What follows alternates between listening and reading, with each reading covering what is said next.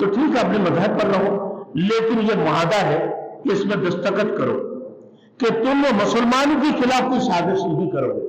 تم نے مسلمانوں کو تکلیف پہنچانا شروع کر دی، تم مسلمانوں کے خلاف کسی کی ہمدردیاں نہیں کرو گے، تم نے وہاں 40 بندوقی وفد کو لے کر جا کے ابو سفیان کے پاس پہنچے تھے مدینے پر حملہ کر دو۔ تمہیں تو بڑا آزادی تھی، اب تم آزادی کو کیوں کھو دیے، کیوں آج شکنی کی ہے؟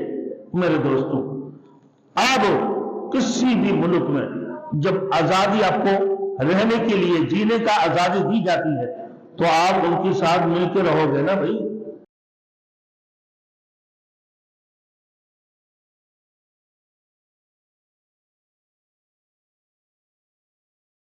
Thanks for watching. Don't forget to like, comment, share and subscribe to Maulana Habibullah Rouhani Official. جب یہ آج سے کریں گی اللہ کی نبی کی حکم، یہ کیا ہے؟ یہ گویا کہ اللہ کا حکم سمجھا جائے گا، کیونکہ پیغمبر اللہ کے احکام کا شارع ہوتا ہے۔ حضور صلی اللہ علیہ وسلم نے کھجوروں کی درخت کاٹنے کا اس لیے حکم دیا تاکہ یہودیوں کو اپنے باغات کے ویرانی کا دکھ پہنچے، کیونکہ باغات سے بڑے محبت تھے نا، بڑے بڑے قلعے تھے۔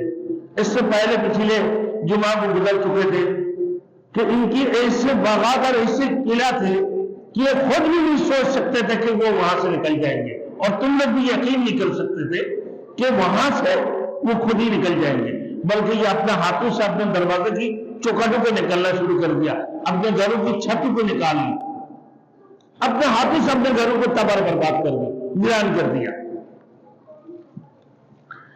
اب میرے دوستوں کہ یہودی جب اپنے باغات کی ویرانی کا دکھ پہنچا اور وہ باہر نکل کر مقابلہ کریں تو وہ مغلوب ہو جائیں گے، شکست ہوں گے، کامیاب نہیں ہوں گے، کیونکہ یہ اللہ کے حکم ہے۔ اب میرے دوست فرمایا کہ ماں قطعتم من لینۃ وترکتموها قائمۃ علی اصولها فبإذن اللہ،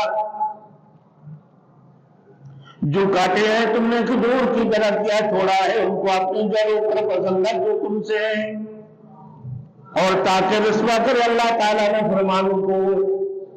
اس کا مطلب کیا؟ کیوں بھائی؟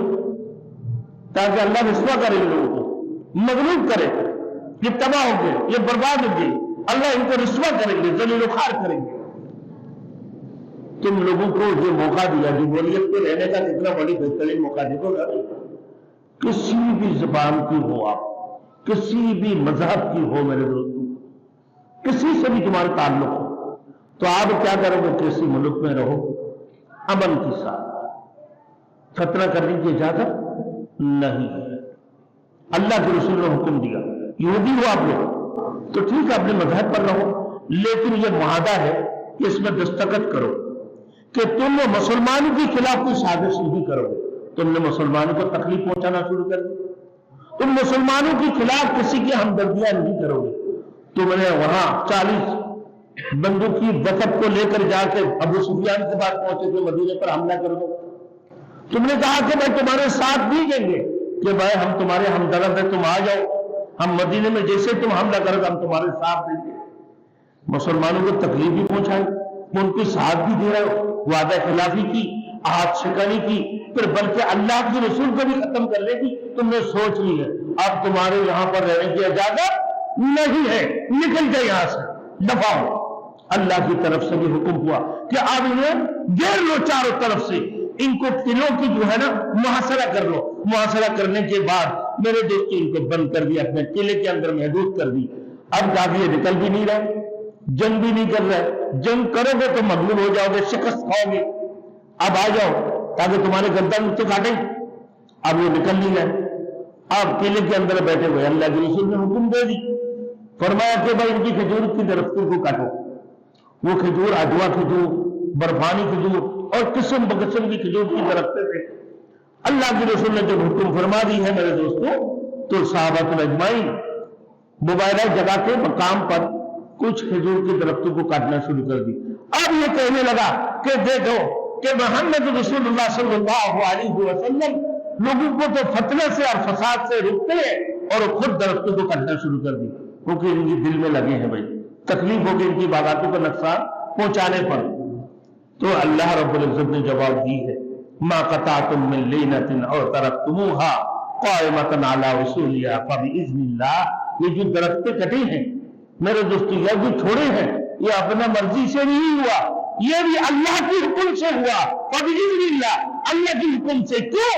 وَلِيُخْزِيَ الْفَاسِقِينَ، تاکہ یہ کافر کو، ان بدبختوں کو، آج شکنی کرنے والوں کو اللہ رسوا کرے، انہیں ذلیل و خوار کر دے۔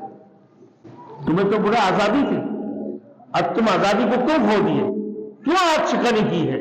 میرے دوستوں، اب کسی بھی ملک میں جب آزادی آپ کو رہنے کے لیے، جینے کا آزادی دی جاتی ہے، تو آپ ان کے ساتھ مل کے رہو گے نا بھائی۔ اگر کوئی مسلمان یہاں پر غیر مسلم مسلمانوں کے خلاف کوئی سازش کرے، قرآن یا رسول کے حدیث کے خلاف، تو ان کو جینے کا حق ہے وہاں۔ صحابت لجمن کے خلاف کوئی بکواس کرے تو ان کو وہاں رہنے کا حق ہے؟ نہیں ہے۔ اب آ جاؤ میرے دوستوں،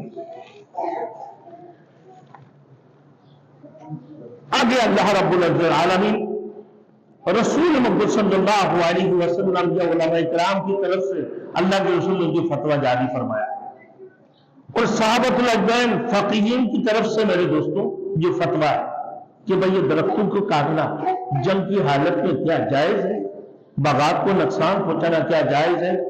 ایک نمبر سب سے پہلے دیکھو بھائی، بچے اور عورتوں کے اوپر حملہ نہیں کر سکتے، جیسے آج اسرائیل والے کر رہے ہیں۔ کہاں مسلمان چھپے ہوئے میرے دوستوں؟ وہاں کے بچوں کو اور عورتوں کو جتنا حملہ کیا ان لوگوں نے میرے دوستوں 21-22 سے اوپر چلے گی شہداء کرام، اور پوری دنیا خاموش ہے۔ جنگ کی خلاف ورزی کی ان لوگوں نے۔ اب میرے دوستوں دیکھیں کہ فقہاء کرام فرماتے ہیں سیر الکبیر، ہدایہ اور فتح القدیر میں، فتح القدیر کے اندر اس مسئلے کی بالکل وضاحت موجود ہے کہ اگر مسلمان کسی کافر قوم پر حملہ آور ہو تو ان کی قلعے، ان کی باغات اور جانور وغیرہ کو نقصان پہنچانے کی اجازت ہے۔ کون سی کتاب ہے؟ سیر الکبیر، ہدایہ اور فتح القدیر ہے میرے دوستوں۔ اس کے اندر ذکر ہے کہ یہ بالکل جائز ہے۔ اب میرے دوستوں امام ابن حمام فرماتے کہ اجازت صرف اس صورت میں ہوگی جبکہ کفار ہتھیار ڈالنے پر تیار نہ ہو۔ اگر ہتھیار ڈال دو تو نقصان تو پہنچانے کو اسے بھی ضرورت نہیں ہے، اور اگر ہتھیار ڈال دیا نقصان پہنچانے کی ضرورت تو نہیں ہے۔ ہتھیار نہ ڈالنے کی صورت میں باغات کاٹنے کا یا ان کی جائیداد پر نقصان پہنچانے کا تمہیں اجازت ہے کہ اگر مسلمانوں کے لیے ان چیزوں سے مستفید ہونا ہے ممکن نہ ہو تو پھر ان کو ضائع کر دینا بہتر ہے کہ میں نے مسلمان اس سے کوئی مستفید نہیں ہو سکتا، کوئی فائدہ نہیں ہے، تاکہ ان چیزوں سے کافر بھی ان سے فائدہ نہ اٹھا سکے۔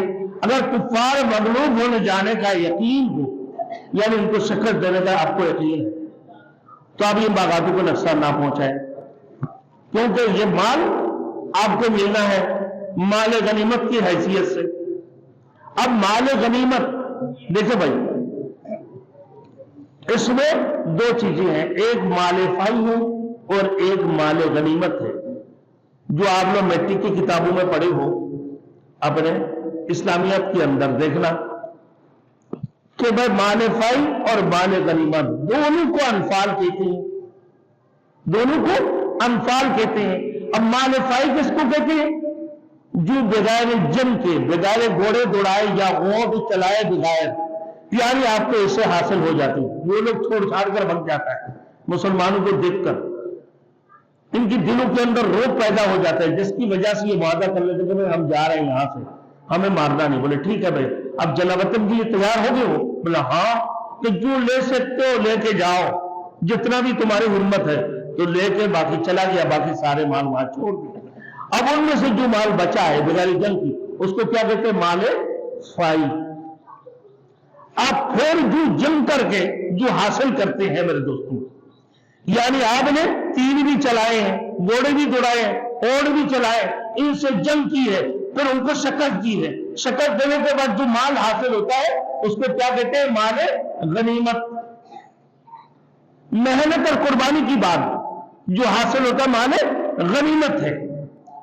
اور پھر دونوں چیزوں کو اللہ کے قرآن میں فرما دیتے مال ہے، اس کو مال انفال کہتے ہیں، یعنی نفع اٹھانا جن مالوں سے۔ دونوں چیزوں کا نام ایک ہوگی انفال۔ آپ دیکھیں میرے دوستوں کہ ان کی نقصان کرنا، ان کی باغات کو نقصان کرنا اس صورت میں جب آپ دیکھ رہے کہ آپ شکست ہو جاؤ گے، یا اس صورت میں، تو میرے دوستوں اگر آپ کو یہ یقین ہو کہ آپ انشاءاللہ تعالی یقیناً کامیاب ہو جاؤ گے، وہ مغلوب ہوں گے، تو اس کو نقصان نہیں پہنچانا، کیونکہ وہ مال ملنے والے آپ کو ہے، وہ غنیمت میں شامل ہو جائیں گے، مال غنیمت میں۔